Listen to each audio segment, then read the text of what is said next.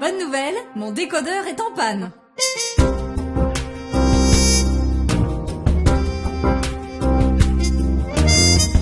Not understood. What are these tongues of fire? Sì, io penso che fossero solo sotto acido.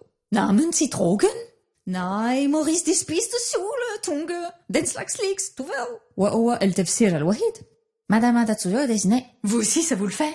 Depuis quelques jours, je ne comprends rien à ce que disent Maurice et ma voisine. Je sais pas ce qui m'arrive. Pourtant, ils ont l'air de se comprendre. Okay.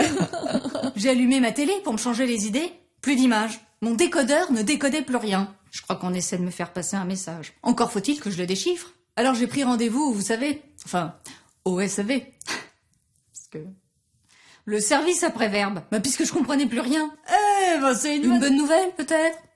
Au hasard. M'enlever les mots de la bouche. Ah bah si vous pouviez me rendre les miens, histoire que je communique autrement avec mes semblables qu'en morse. Je plaisante, je sais pas le faire.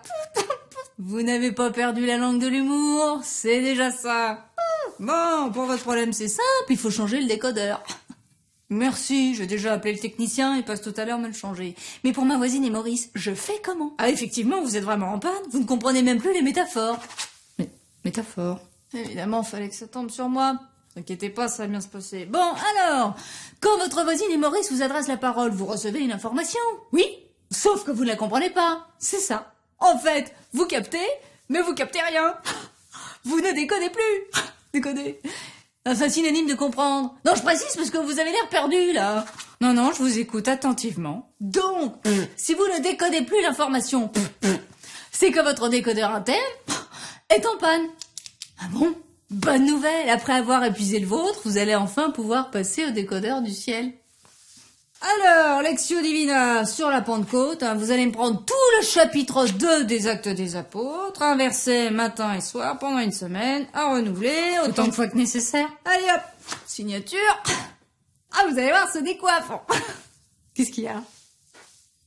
Des langues qu'on aurait dites de feu se posèrent sur chacun d'eux. Tous furent remplis d'Esprit Saint, ils se mirent à parler en d'autres langues et chacun s'exprimait selon le don de l'Esprit. Ils disaient, comment se fait-il que chacun de nous les entende dans sa langue maternelle?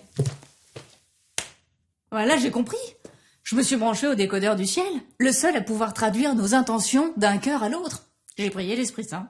Et quand j'ai retrouvé mes voisins, on n'a pas compris. Qu'est-ce que c'est ces langues de feu? Oui, moi je pense qu'ils étaient tout simplement sous acide. Hein. Ils prenaient de la drogue? Non, Maurice, il mangeait des langues acidulées, les bonbons, vous savez bien. C'est la seule explication, hein. C'est fort, quand même. Finalement, ils s'entendent sans se comprendre. Apparemment, elles étaient vraies. Comment ça, de vraies langues de feu? L'un espère, l'autre a peur. C'est Maurice et ma voisine. Mais étrangement, je me suis jamais sentie aussi proche. C'est l'Esprit Saint, voisine. Jésus est parti pour qu'on le reçoive. Jean 16:7.